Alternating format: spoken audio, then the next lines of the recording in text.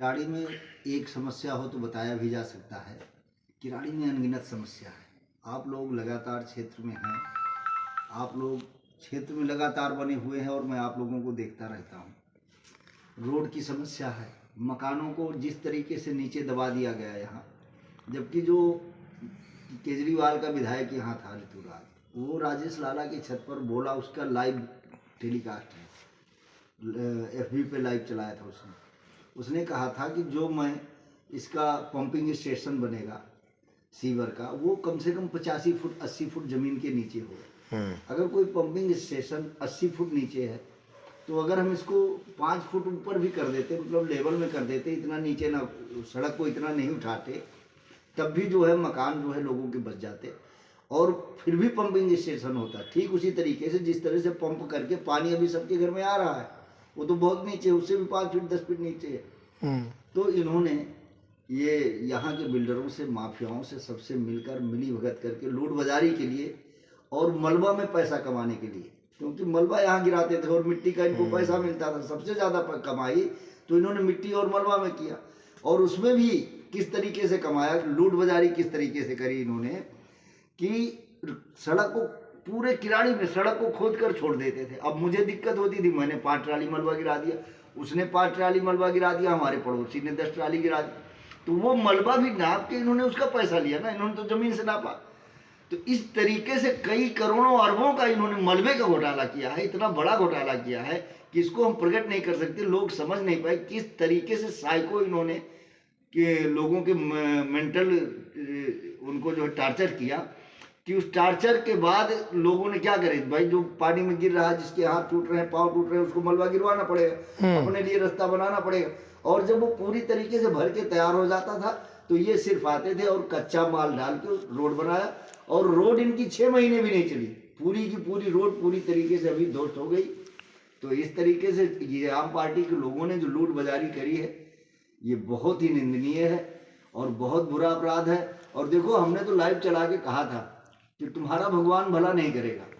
और हकीकत में भगवान ने भला नहीं किया। और इसको देखो, कम से कम अभी टिकट काट दिया, लेकिन और बुरा होगा इन लोगों का जो किराड़ी के जनता का ने, जिन्हें अपना जो है एरिया का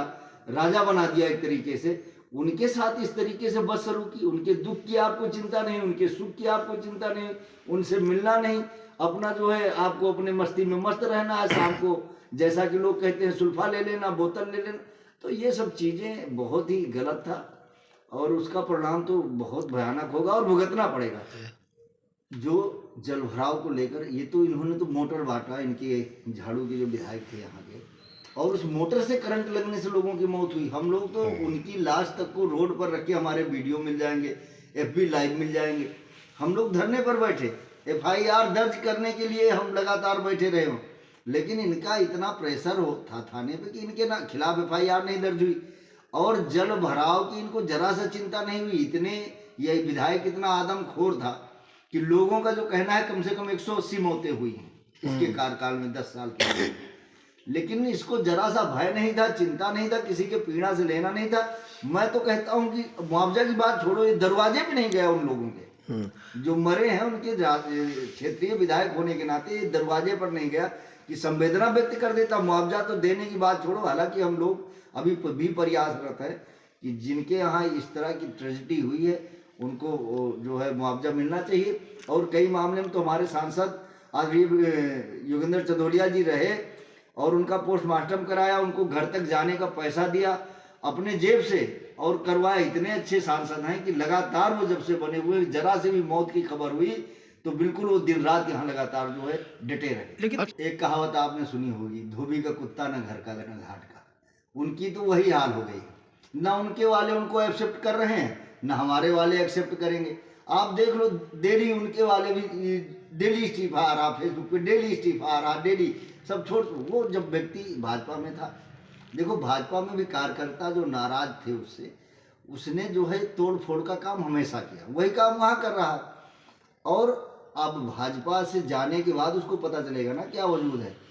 हमने शीर्ष नेतृत्व के पास हम लोग जाते हैं, किराड़ी के सभी लोगों का यही कहना है, ज़्यादातर लोगों का, कि भाजपा में किराड़ी का जो रहने वाला, सपरिवार रहने वाला व्यक्ति हो, कम से कम 10 साल से सक्रिय रूप से अच्छी तरीके से भाजपा में लगा हो, आप उसको टिकट दे दीजिए, हम लोग जिता के ले आएंगे। सबका यही कहना, और सिर्फ नेतृत्व का भी कहना है,